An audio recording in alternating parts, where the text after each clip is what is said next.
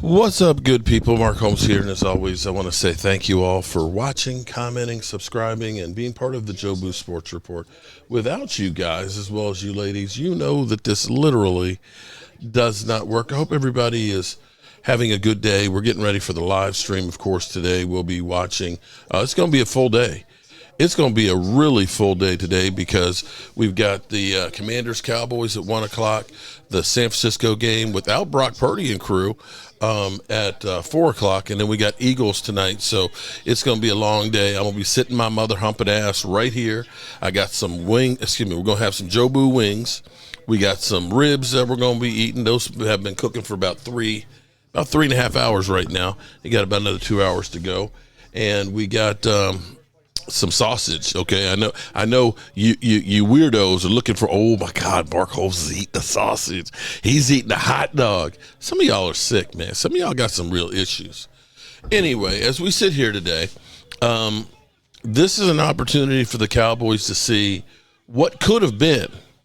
Because you got Dan Quinn on the other side of the field, the guy who was here, who had the Dallas Cowboys on a historic pace in taking away the football, who literally turned around a defense that was ass like nothing we had ever seen before, unless we had a time machine to come to 2024, because this defense is just as bad. We're averaging, giving up at home, 37 points a game. The NFL leading scoring team is only scoring 30 a game. So put that in your pipe and smoke it. And now I'm curious if the Joneses actually do they actually have a plan? Do they just kind of roll with the punches? And do they just kind of sit around and mull around decisions and wait forever? Because now, quietly, it seems like Cliff Kingsbury, he's the hot coaching candidate for the Cowboys. That's what we're hearing rumor-wise.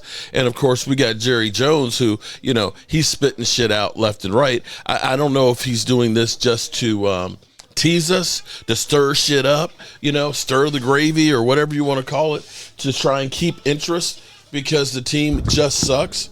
I wish we could be just talking about play on the field other than the ineptitude of the Joneses and the bullshit that we get from them.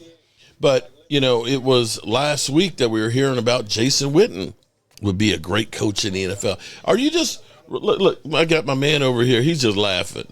But seriously, that Jason Witten, because here's where you realize the Cowboys don't have their own thoughts. The only reason why Jerry Jones said Jason Witten was because Dan Campbell is being successful right now for the Lions. And he was a tight end, and he played for the Cowboys. So I just need to get me a tight end from the Cowboys, and that'll work. Really? Is that? Oh, okay. I got it. Okay. Now it's Cliff Kingsbury. Well, he's a great offensive coordinator, great mind. Well, why didn't you do something about that a few years ago? And then, of course, there was the other time when, Sean Payton was out there and you decided to get Mike McCarthy.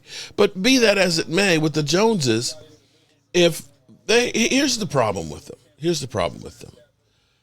It's one of two things. And neither of them are good as far as winning goes. Either they thought that what they were doing was a formula for success, that letting 9 starters go, okay? Not bringing back Stephon Gilmore, even though you knew that Diggs is coming back off an injury. The amazing thing is Diggs actually played pretty good, but you didn't get Deron Bland.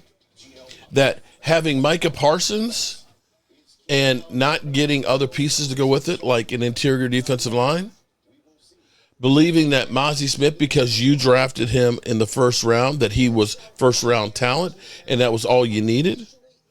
All of these things are, okay, here's what we believe is going to work. Because you had to literally have this season be a success and literally saying this is, all in, and this is the coach's last opportunity to win. You literally had to have no injuries and everybody play above and beyond what they had in the past to win. Because you had no depth, and you were relying on people to get better to plug up 9 starting roles. Unfortunately, some players got old. Some got injured. And this is what you get when you don't take care of the defensive line and having a legitimate defensive line to try and help complement what you do with with Micah. And the fact that you were okay with bringing back Zeke, who you've seen historically.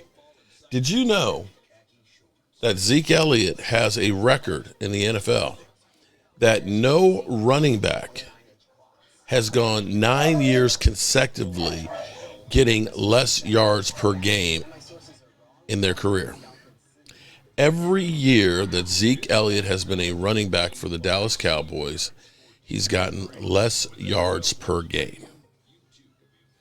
So you saw that.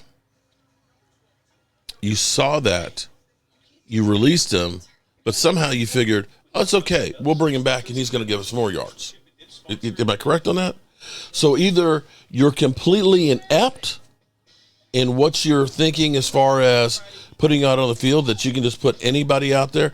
We can get players that haven't played for a couple of years that weren't great to begin with. We can get USFL players, and we can bring them all in after the draft. After training camp, and we're going to be a winning team. So either you believe that, which means you're inept, or you knew it wasn't going to work and you just lied to us. So I don't know which one is worse. Now, here's what I see. When I see my rubber chicken over here, I know I was the one that was doing that shit, because I literally had Joe Boo pushing that mother humper off from up here, 8 years ago, and have since made, beginning of the season, the Eagle one. Yeah, I did. The one ring guy. Yeah, that guy. I did that. Now all of a sudden I see freaking, chickens with jerseys on it. Somebody stole that from me. They stole that from me. Huh? Yeah, somebody stole that idea from me. Yeah.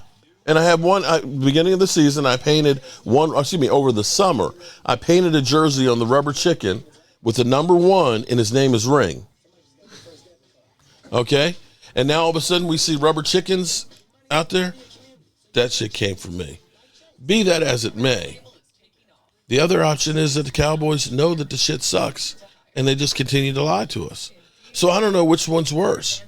That you want them to, you want them to be completely inept and believe in, Santa Claus, or that they're just lying to you. I don't know which one's worse, but either one of them are bad options if you're a fan. Now, I'm going to be here watching my team. I don't blame the players that we have. I don't blame the coaching staff that's out there. People are saying Dak sucks, Micah sucks, and all that. Hey, listen, they are given a harder hand than anybody else to try and succeed. Everybody else is looking to see how we can get better.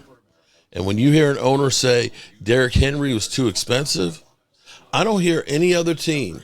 I don't think I've ever heard any other team say it costs too much to win. Just the Cowboys. Or worse yet, he didn't fit our system. Happy game day, people. Happy game day. And we'll be here in about an hour. Peace.